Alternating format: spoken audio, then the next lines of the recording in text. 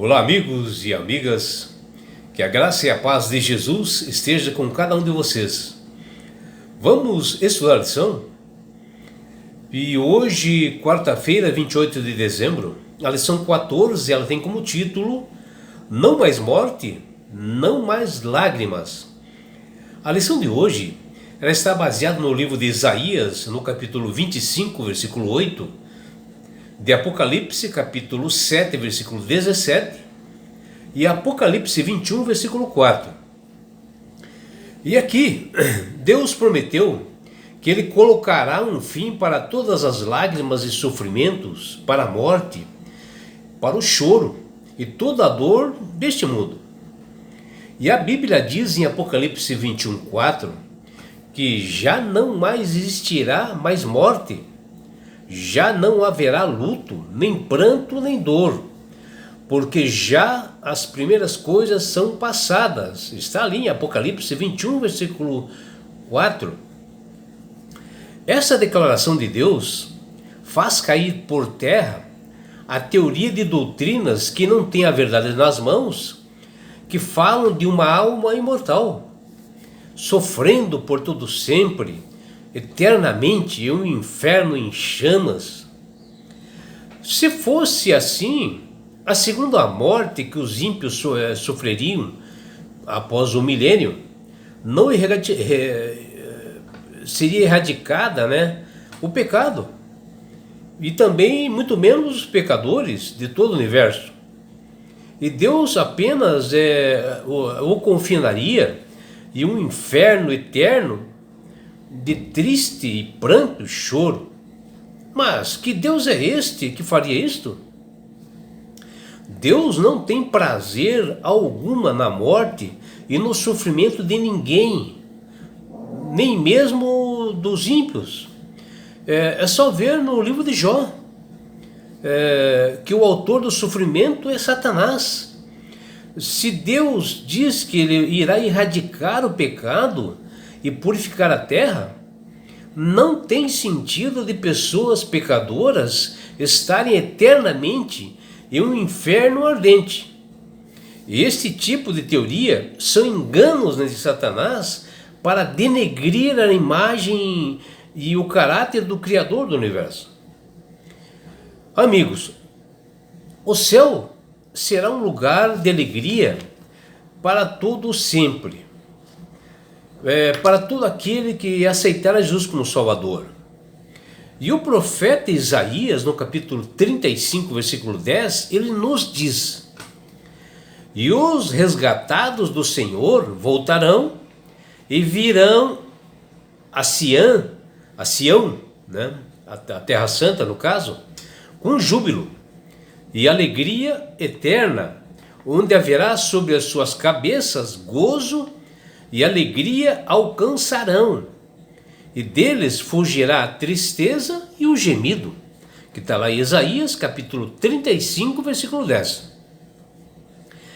E o profeta Isaías diz que as pessoas resgatadas, os justos, os salvos por Jesus na segunda vinda, só terão alegrias no céu e um lugar de paz reservado para os resgatados no Senhor, os remidos, vindo de todos os povos, tribos, raças e nações, que verão a glória do Senhor e irão se maravilhar com o esplendor do nosso Deus, um Deus justo, um Deus que dará alegria para o seu povo.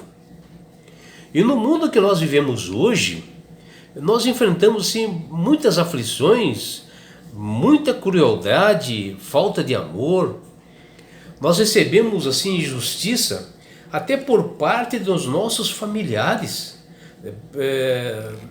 só porque nós temos fé em Jesus e servimos ao Senhor, e que nós levamos assim uma vida muito dura, porque nós somos do Senhor, e o inimigo de Deus atua de todas as formas, onde vidas são brutalmente tiradas de forma cruel, pelo frio abraço da morte. Algumas pessoas más entram sutilmente, sorrateiramente na vida, na nossa vida, na vida das pessoas, né? E tento tirar todos os nossos sentimentos por elas.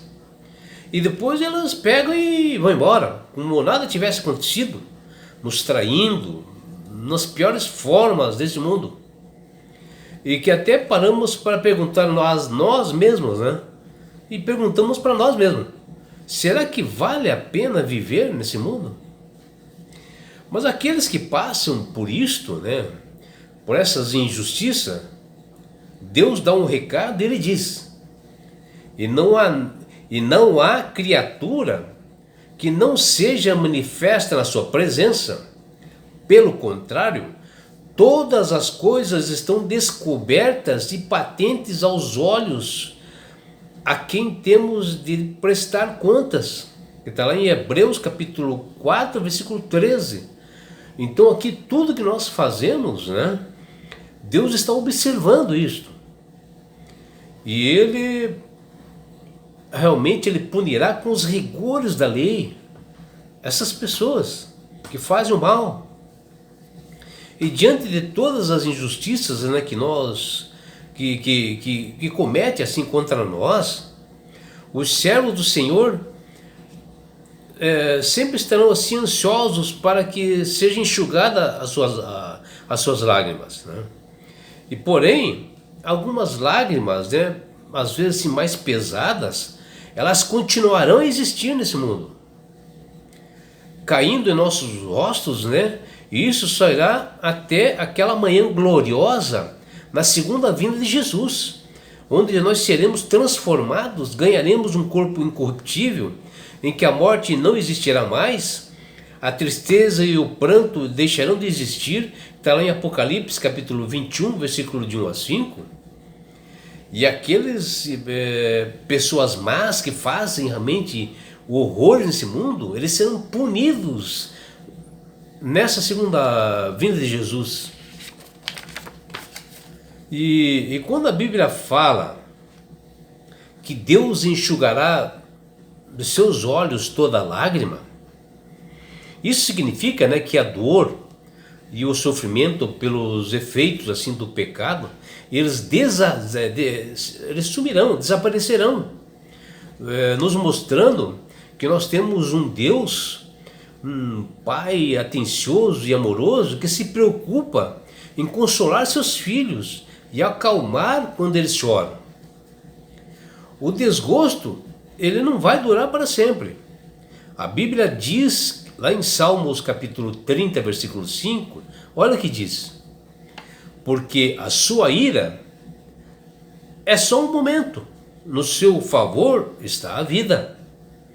O choro pode durar uma noite, mas pela manhã vem o cântico de júbilo, que está lá em Salmo capítulo 30, versículo 5.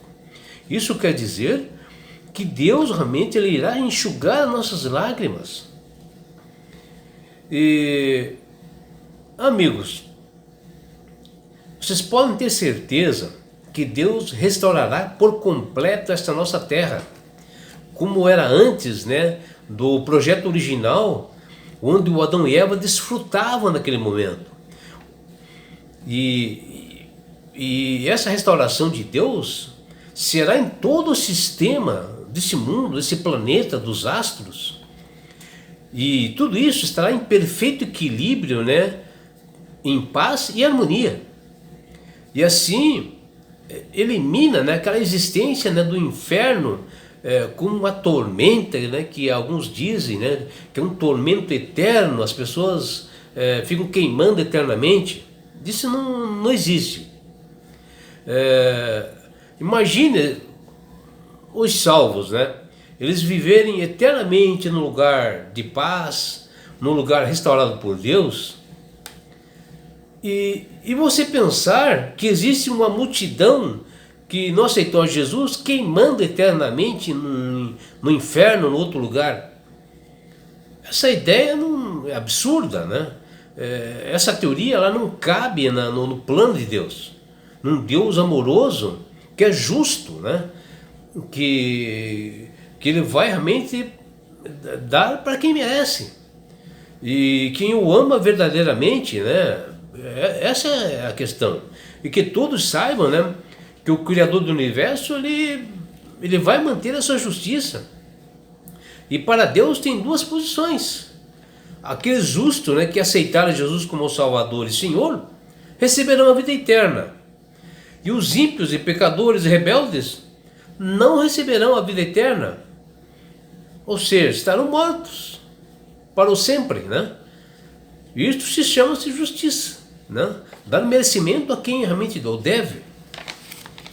E a cruz de Cristo será a ciência e o cântico, né, de todos os salvos e remidos lá no céu, nas mansões celestiais, por toda a eternidade. Nós estaremos louvando e adorando o Senhor por todo o tempo, né? E na pessoa de Jesus glorificado, nós estaremos louvando e exaltando o nome de Jesus. Os salvos o contemplarão assim, porque não tem como esquecer esse amor incondicional que Jesus fez por nós, de morrer na cruz do Calvário por mim e por você, de nós estarmos lá nas mansões celestiais e não lembrarmos realmente desse Filho de Deus. Nós temos que louvar todos os dias, né? Imagina lá no céu como será. E é por isso, meu amigo, minha amiga, que Deus tem falado com todas as pessoas através do Espírito Santo, para que elas possam aceitar Jesus como Salvador. E quando ela aceita Jesus como Salvador, a sua mente se abre, ela começa a ter entendimento sobre as coisas, que não vai ter no inferno as pessoas queimando para sempre, né? Não vai existir isso. Primeiro que inferno, né, ele é um buraco.